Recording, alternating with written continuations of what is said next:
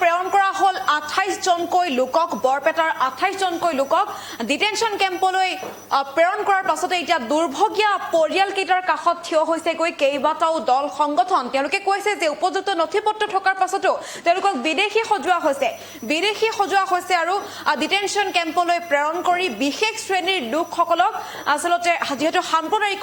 ৰাজনীতি চলিছে বিশেষ শ্ৰেণীৰ লোকসকলক কিন্তু হাৰাশাস্তি কৰা হৈছে আৰু চৰকাৰে জানি বুজি পক্ষপাতিমূলকভাৱে এনে ধৰণৰ কাম কৰিছে যাৰ বাবে নথিপত্ৰ থকাৰ পাছতো বিশেষ শ্ৰেণীৰ লোকসকলৰ নাগৰিকত্ব হৰণৰ চেষ্টা চলোৱা হৈছে এনেধৰণে বিভিন্ন দল সংগঠনে এতিয়া দুৰ্ভগীয়া পৰিয়াল কেইটাৰ কাষত থিয় দি পেলাই এনেধৰণে মন্তব্য কৰাৰ পৰিলক্ষিত হৈছে দৃশ্য আমি লৈ আহিছো এই মুহূৰ্তত বৰপেটাৰ যেহেতু 28 জনকৈ লোকক ডিটেনশন কেম্পলৈ প্ৰেৰণ কৰা হৈছে আৰু যাক আসলতে চৰকাৰে আসলতে ভাল কৰা নাই বুলি বিভিন্ন দল সংগঠনে ক'ব বিচাৰিছে আজি দুৰ্ভগীয়া পৰিয়াল কেইটাৰ কাষত বিভিন্ন দল সংগঠনৰ বিষয়ববীয়াসকল উপস্থিত হৈছে গৈ পৰিস্থিতিৰ বুজ ল'বলৈ উপস্থিত হৈছে আৰু দুৰ্ভগীয়া পৰিয়ালৰ লোকৰ অভিযোগ মতে সকলো নথিপত্ৰ থকাৰ পাছতো কিন্তু চৰকাৰী পক্ষই পক্ষপাতিত্বমূলকভাৱে বিদেশী সজাই অহেতুক হাৰাশাস্তি কৰি আছে আৰু ই অসমৰ মুছলমান সমাজৰ বাবে এক শাস্তি বুলি ক'ব লাগিব ইয়াৰ দ্বাৰা চৰকাৰে বিশেষ এটা শ্ৰেণীৰ লোকৰ নাগৰিকত্ব হৰণৰ চক্ৰান্ত চলাই আছে বুলি অভিযোগ উত্থাপন কৰিছে এইসকল লোকে মনিৰুজ্জামানে চৰকাৰক সংখ্যালঘু লোকৰ ওপৰত চলোৱা এনে অমানৱীয় কাৰ্যৰ বিৰোধিতা কৰি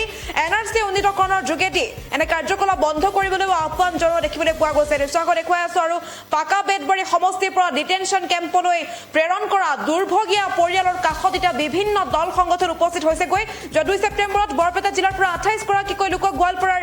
ডিটেনশন কেম্পলৈ প্ৰেৰণ কৰা ঘটনাই সমগ্ৰ জিলাতে তীব্ৰ চাঞ্চল্যৰ সৃষ্টি কৰিছিল আৰু বৰপেটা জিলাৰ পৰা ডিটেনশন কেম্পলৈ প্ৰেৰণ কৰা লোকসকলৰ ভিতৰত আছিল পাকা বেতবাৰী সমষ্টিৰ কিছু লোক আৰু পাকা বেতবাৰী সমষ্টিৰ কালচাৰ গাঁৱৰ সুফিয়া খাতুন জবেদা খাতুন আৰু ৰাইজান বেগমক বিদেশী সজাই ডিটেনশন কেম্পলৈ প্ৰেৰণ কৰা হৈছে আৰু আজি সেই দুৰ্ভগীয়া পৰিয়াল কেইটাৰ কাষত থিয় দিছে গৈ কেইবাটাও দল সংগঠন সাক্ষাৎ কৰিছে পৰিয়ালৰ লোকক পৰিস্থিতিৰ বুজ লৈছে আৰু দুৰ্ভগীয়া পৰিয়ালৰ অভিযোগ অনুসৰি সকলো নথিপত্ৰ থকাৰ পাছতো কিন্তু চৰকাৰী পক্ষই বিদেশী সজাই পক্ষপাতিত্বমূলকভাৱে এই কাম কৰিছে হাৰাশাস্তি কৰিছে এটা বিশেষ শ্ৰেণীৰ লোকৰ পৰা নাগৰিকত্ব হৰণৰ চেষ্টা কৰিছে সকলোবিলাক নথিপত্ৰ থকাৰ পাছতো এনে ধৰণৰ পক্ষপাতিত্বমূলক ব্যৱহাৰ আসলতে চৰকাৰৰ ফালৰ পৰা পোৱা গৈছে আৰু ই মুছলমান সমাজৰ বাবে এক শাস্তি বুলি উল্লেখ কৰিছে দুৰ্ভগীয়া পৰিয়াল কেইটাই আৰু ইয়াৰ দ্বাৰা চৰকাৰে বিশেষ শ্ৰেণীৰ লোকৰ নাগৰিকত্ব হৰণ কৰাৰ চক্ৰান্ত চলাইছে বুলি কৈছে আৰু এই মুহূৰ্তত ভাষ্য আহি পৰিছে ভাষ্য আমি আগবঢ়াইছো আসলতে ভাৰতবৰ্ষৰ অসম ৰাজ্যৰ সংখ্যালঘু মানুহখিনিক তিলকে নিশেষ কৰি দিয়াৰ এক ভয়ংকৰ ষড়যন্ত্ৰ ৰচনা কৰি যুগ ধৰি তদানীন্তন চৰকাৰ বৰ্তমানৰ চৰকাৰ প্ৰতিটো চৰকাৰেই সংখ্যালঘুসকলক বিদেশীৰ নামত নাগৰিকত্ব ইছ্যুৰ নামত জি ভোটাৰৰ নামত সংখ্যালঘু নাগৰিকসকলক শাৰীৰিকভাৱে মানসিকভাৱে আৰ্থিকভাৱে নিৰ্যাতন চলাই আহিছে সিদিনা 2 তাৰিখে বৰপেটা জিলাৰ 28 গৰাকীকে ভাৰতীয় নাগৰিকক এক্সপাৰ্টি জাজমেণ্ট ওলাই তেওঁলোকক ডিটেনশন কেম্পলৈ প্ৰেৰণ কৰা হৈছে এই ঘটনাটোক আমি তীব্ৰ ভাষাৰে নিন্দা জনাইছোঁ গৰিহণা জনাইছোঁ এই কাৰণেই যে এই 28 গৰাকী পৰিয়ালক বা ব্যক্তিক কোনো ধৰণৰ নোটিছ নিদিয়াকৈ ষড়যন্ত্ৰমূলকভাৱে তেওঁলোকক গাঁওবুঢ়াৰ হতুৱাই চক্ৰান্ত কৰি মাতি নি ডি ভোটাৰৰ সমস্যা সমাধান কৰাৰ প্ৰতিশ্ৰুতি প্ৰদান কৰি মিছাৰ আশ্ৰয় লৈ এওঁলোকক মাতি নি তেওঁলোকক কৰায়ত্ব কৰি ডিটেনশন কেম্পলৈ প্ৰেৰণ কৰা হ'ল গতিকে এই পৰিয়ালখিনিৰ